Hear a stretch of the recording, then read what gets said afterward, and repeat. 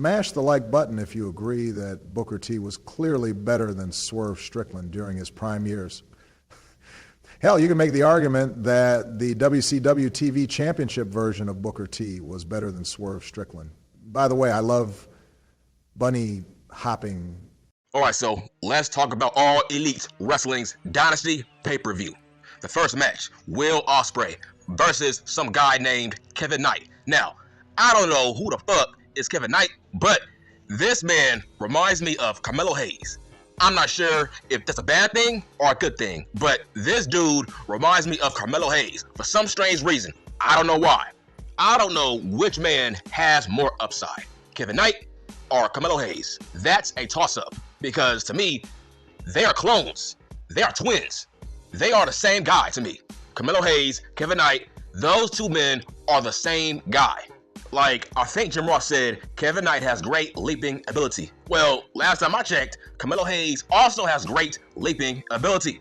I mean, don't get me wrong, Kevin Knight is solid. From what I saw in this match, he's a very solid fake pro wrestler. By the way, a lot of people don't know this. Carmelo Hayes said he turned down All Elite fake pro wrestling. So, from what I see, it looks like Kevin Knight will be Tony Khan Man's version of Carmelo Hayes. Hell, I'm surprised that Kevin Knight doesn't say, Kevin Knight don't miss. Come on, man, tell me I'm lying. Kevin Knight is the T-Move version of Carmelo Hayes. Like I said, Kevin Knight don't miss. I would say the one thing that I hated the most about this match was the ridiculous near falls. I'm like, bro, this is the opening match. This is not the main event. Too many fucking near falls. Every near fall pin was almost 2.9, almost a 3 count. What's the point? There's no belts on the line. This is not the main event. I mean, don't get me wrong. This was a great match. It's just I hate multiple near falls when there's no stakes on the line. Nobody gives a fuck about the Owen Hart tournament. Who cares? By the way, fuck Owen Hart. Listen, what part of this don't you understand? You don't know anything about Owen Hart. This is the same man that thought that Stone Cold Steve Austin faked his neck injury. So fuck Owen Hart. I don't care. I don't like Owen Hart. This is the same man who ruined the career of the GOAT, Stone Cold Steve Austin. So, which man won this match? It was Will Osprey. Kevin Hayes had no shot against Will Osprey. We all knew that. We all knew that Kevin Hayes was not going to win this match. So, Will Osprey moves on in the Owen Hart Cup. Now, let's talk about the next match. The Hurt Business versus Brian Keith and Big Cass. Like I said, we are people. We are people. We ain't down with that chicken and jobbing. Even MJF wants to hurt people. And guess what? I don't blame him. I say, why not add Max to the Hurt Business? That might spice up things. I mean, come on. What man doesn't want to hurt people? Now, watching this match was odd. Based on, last time I checked, I thought Big Cass and Brian Keith were heels. Why were they acting like good guys in this match? I'm lost. Because anybody who's associated with Chris Jericho, that makes you a heel by default. Once again, nothing in All Elite Fake Pro Wrestling makes sense. Oh yeah, by the way, my grade for Will Ospreay versus Kevin Hayes, I will give that a 7.5 out of 10. So what is my grade for Big Cass and Brian Keith versus the Hurt Business? I will give it a 5 out of 10. This was a very below average match that would not shake up the world. This was an average match that could have been on Collision. And Maxwell interfered in this match and attacked Big Cass with the diamond ring. Like I said, Maxwell also wants to hurt people. We are people. We are people. We are people. He ain't down with that chucking and jiving. This was a very dominant performance by the Hurt Business, and that's why they won this match. So let's move on to our next match. Sasha Banks versus Julia Hart in the Owen Hart Cup tournament. I don't care what anybody else says. I watch Collision every week, and Julia Hart did not deserve to wrestle Sasha Banks in this tournament. Last time I checked, Queen Aminata has beaten Julia Hart multiple times on Collision. If anything, this match should have been Queen Aminata versus Sasha Banks and not Julia Hart. So what is my grade for this match? I will give it a 6 out of 10. Go back and watch this match. These two females have zero chemistry. Hopefully, this will be the last time these two females wrestle each other. I could have sworn that Sasha Banks had a mistimed jump on the top rope. But overall, this match was not that good. But Sasha Banks wins and she moves on in the Owen Hart Cup tournament. So let's talk about the next match. Adam Monet, aka Edge, and FTR versus the Death Riders BBC Club for the Trios Heavyweight Tag Team Championships. There's always a downside 10 times out of 10 when your favorite stars sign with All Elite Fake Pro Wrestling. Listen, I used to be a huge fan of Edge. For the past 20 years, I was a huge fan of Edge. But ever since he signed with All Elite Fake Pro Wrestling, this man has been exposed as nothing more than a Vince McMahon product. The only man that can book Edge is Vince McMahon. What part of that don't you understand? Vince McMahon, he made the Edge gimmick. He made the Edge character. That's why Adam Copeland doesn't want to move on from this gimmick. That's why Christian Cage is better. Christian Cage has evolved multiple times. This man still calls himself the Rated R Superstar, the same nickname that Vince McMahon gave you. So by that same logic, you ain't shit without Vince McMahon and his ideas. By that same metric, by that same logic, Edge cannot swim without Vince McMahon. Hence why he calls himself the Rated R Superstar. It's truly sad that this company always exposes your heroes growing up. I'm sorry, but Wheeler Useless should not be in this match. He doesn't belong. It's crazy how he's the only guy who never stepped foot in World Wrestling Federation in this match. That means you don't belong in this match. This match has too much star power to have Wheeler involved. Like I said, I will give Tony Khan this. He does push young talent. Don't you ever say that Tony Khan doesn't push young talent. You see, he has that over Triple H. Triple H doesn't push young talent, but Tony Khan does push young talent. I mean, yes, it is the wrong talent, but in hindsight, Tony Khan does push more young talent compared to Triple H. I mean, come on, from a visual standpoint, Wheeler doesn't deserve to be in this match. You got Pac-Man, you got Cesaro, you got Edge, FTR, former champions in the World Wrestling Federation, and then we have Wheeler Useless. I don't get it. Like I said, don't you dare say TK doesn't push young talent. This man forces young talent to be on these shows. I'm actually shocked that FTR and Edge did not win this match. But before the match, I was getting vibes that FTR was going to turn on Edge. And yes, Edge got his ass whooped by FTR. That was a beatdown. We might not see Edge for the next maybe 4 months. So most likely, he will team up with Christian Cage. Yes, I think that's the plan. The plan is to turn Christian Cage into a good guy. Even though I don't like it, I hate it. Do not turn Christian Cage into a good guy. I don't like it. He's doing just fine without Edge. This is some kind of dream match. FTR versus Christian Cage and Edge. I'm guessing that's the case. So let's move on to our next match. Sexy ass Megan Bayne versus big booty timeless Toni Storm for the All Elite Fake Pro Wrestling's Female World Heavyweight Championship. Oh yeah, by the way, I will give that trios match a 4.5 out of 10. Hell, the aftermath was better than the whole entire match. I must say, this was a great match. This was a powerhouse match. I'm telling you, Megan Bayne has a bright future. Sexy ass Megan Bayne should be in NXT. Last month, I was the only guy that was defending sexy ass Megan Bayne from these fucking Thunder Rosa fanboys, right? I was telling you that her gimmick is she's Wonder Woman. I was telling you that Megan Bayne doesn't sell. That's her gimmick. Why the fuck would she sell for small ass Thunder Rosa? Now, go back and watch this match. This female was not selling because that's her gimmick. Her gimmick is sexy ass Megan Bayne is a monster. She's China. That's what she is, nigga. She's China. So why the fuck would China sell a steel chair shot from Ivory? That's my point. You dumbass thought, she went into business for herself. No, dumbass. That's her gimmick. Her gimmick is she's a fucking monster just like China. She's not supposed to sell a steel chair shot from small ass Thunder Rosa, dumbass. Big booty timeless, Toni Storm, she backed that thing up maybe 10 times in Megan Bayne's face because Megan Bayne is a monster. Actually, at the last minute, I thought sexy ass Megan Bayne was going to win this match. But at the end, big booty, timeless, Toni Storm, she did win this match. But Megan Bayne came out looking hella strong.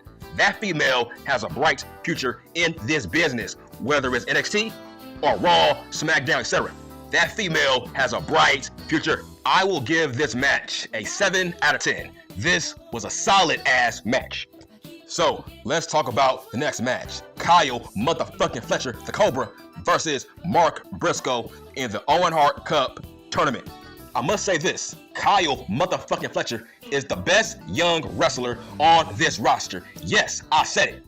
I think Kyle is the most talented guy on this roster for his age range. This was a great match. Hell, every Kyle Fletcher match is always great because he's the best young wrestler on this roster. I must say, Mark Briscoe was a great opponent for Kyle Fletcher. This was a very physical, brutal match. You gotta go back and watch it. Also, this match was long, but I mean, damn, they whooped each other's ass. I will give this match a 8 out of 10. This was a great match. And Kyle motherfucking Fletcher won this match, and rightfully so. All right, so let's talk about the next match. Chris Jericho versus Bandito for the Ring of Honor World Heavyweight Championship. I did not care about this match because this is bad booking. Why not book Powerhouse Hobbs versus Chris Jericho for this championship? Why Bandito? I don't get it. Hobbs was just in a feud with Big Cass, so it makes sense to move on to Chris Jericho. He just fought Big Cass. So based off that fact alone, I did not care about this match. If it's not Powerhouse Hobbs, then I don't care about Bandito beating Chris Jericho. That's bad booking. I will give this match a 4.5 out of 10. This was an average match. So let's move on to our next match. Adam Coleslaw versus Danny Garcia for the TNT Heavyweight Championship. I gotta be honest, I did not care about this match either. I don't care about none of these two men. I don't give a fuck about Adam Coleslaw. I don't care about Garcia. I did not care about this match. Was this the right call to have Adam Coleslaw beat Garcia for the TNT Championship? Yes, this was the right call. I don't mind it. This does make sense. Let's give Adam Coleslaw his first mid-card championship in All Elite Fake Pro Wrestling because this is the closest title he's ever gonna get when it comes to being a singles guy. Mark my words and write this down. Adam Coleslaw will never become an All Elite Fake Pro Wrestling World Heavyweight Champion. That's not his ceiling. His ceiling is TNT Champion. That's it. He will never be a World Champion in this company. Mark my words. So this is a good, solid consolation prize for Adam Coleslaw. I will give this match a 6 out of 10.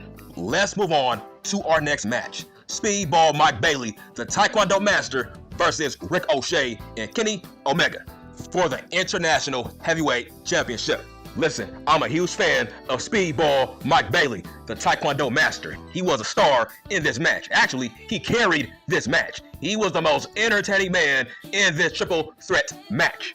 I gotta be honest, usually when I watch All Elite Fake Pro Wrestling, I watch it on full speed. I don't watch it on normal speed, but when I watch Speedball Mike Bailey, I watch him at regular speed.